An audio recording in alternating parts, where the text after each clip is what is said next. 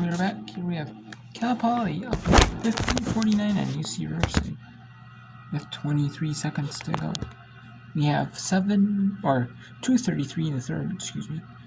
The UNLV up 63-35 on Nevada. Let's go to Cal Poly at UC Riverside with 23 ticks remaining in the game.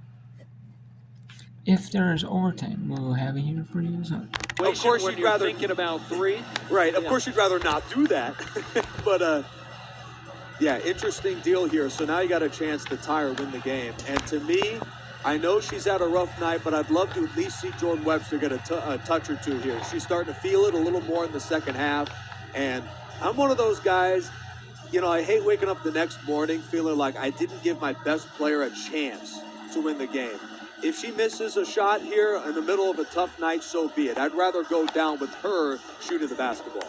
But she did check in during that Cal Poly timeout moments ago, was on the court there defensively. She really hasn't featured much in this fourth quarter. We've seen a lot more Jordan Marshall. She's played 25 minutes off the bench. And so we will see where Brad Langston and UCR goes here. They will advance the ball. If you want to win in the tournament in March, you got to make wins out of losses like this in February. You got to love the situation for both teams to know, okay, my team has been in this spot before in a big game.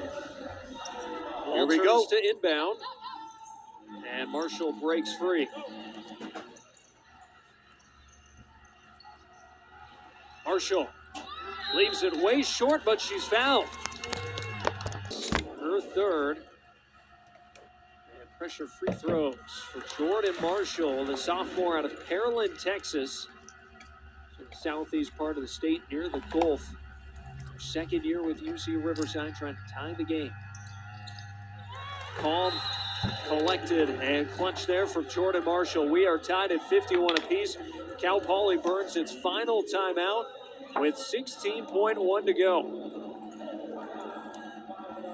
What a basketball game, and I mentioned it a moment ago. If you want to win in March, you got to be in these sort of situations. You know, win or loss, this is a huge development game for both teams, especially for UC Riverside to feel. We were out for 3.5 quarters of the game and, you know, figured out a way to get back into it. But just a tough thing for Cal Poly to feel like we got to execute here with 16 seconds left in a game. We've led wire to wire. This is, you know, this is one of those you got to dig in deep and make a play.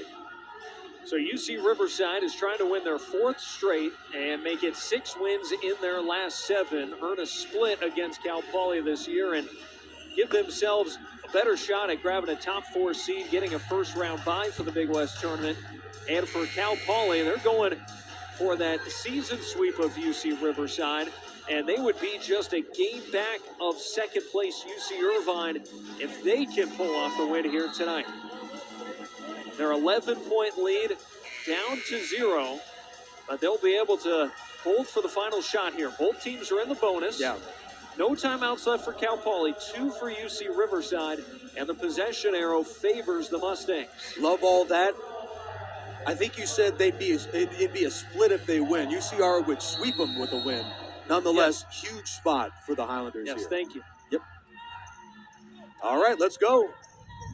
Oh, Borland going to work the clock for a little bit.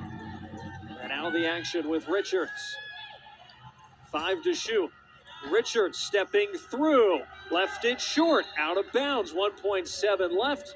And they're going to replay this. I think that's Highlander ball. I think that touched Natalia Ackerman last. I think this is UCR possession. They could call a timeout, advance the ball, and here we go with 1.7 left. We'll see. Well, I did not see any direction given close on what the initial call on the floor was. Yeah. I don't think there's anything on the floor. So we'll get another look here.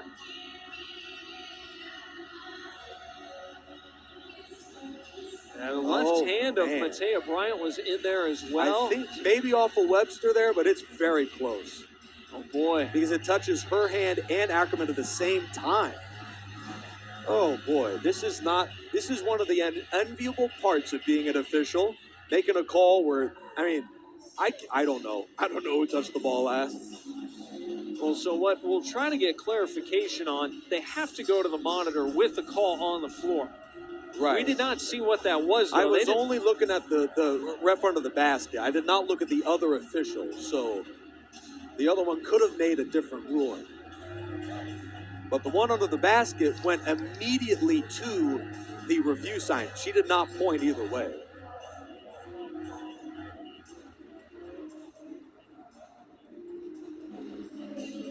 I guess now is a good time as any to mention our officials tonight. Ashley Ellis, Felicity Willis, and Erica Parker. So if Cal Poly is going to get the basketball here, they've been drawing up an out-of-bounds play for underneath the basket. Okay, interesting. And meanwhile, if it's going to be UC Riverside ball, we know they will presumably call a timeout and advance it. So both teams are preparing for it to be Cal Poly ball right here. Really? Now that could change. Well, you have to. Right. I guess, yeah, that's a good point. Because UCR could call a timeout and then create a play for themselves. And UC Riverside, they could also, if this does be Cal Poly ball, see the set, see the setup. They could burn a timeout, make sure that they have everything covered like they want to. So they have that option. Yeah, and for folks just joining us, the score doesn't lie. Cal Poly was up by 11 in the fourth quarter. On 3 different occasions, there was a real opportunity for Cal Poly to put this game out of reach. But UC Riverside hung around, and they've outscored Cal Poly 21-10 in this fourth quarter. Esther Matarons with 10 of her 16 in the fourth. Oh, boy. And it's UC Riverside basketball. They'll say it was last touch by Ackerman. And so UC Riverside situation here. They'll advance the ball. So Brad Langston calls a 30-second timeout. So I know you said earlier you want to go to Jordan Webster, even though she's had a quiet game. Right. Michaela Jackson just hit a 3 moments ago. Or do you maybe try to wait to slip something near the basket as well? To me, by this, with so little time left, I don't think giving it to one particular player is as important as just finding the open shot. So 1.7 left, it's hard to create much of anything, no matter who touches the ball. To me, I don't even want you putting it on the floor. Just catch, turn. I don't care if there's 2 hands in your face. Just take the shot.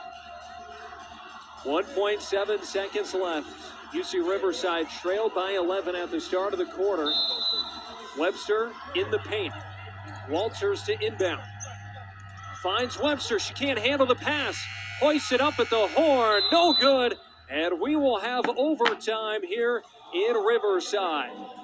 The Highlanders claw their way back. And we will have an extra session. 51-all through 40 minutes.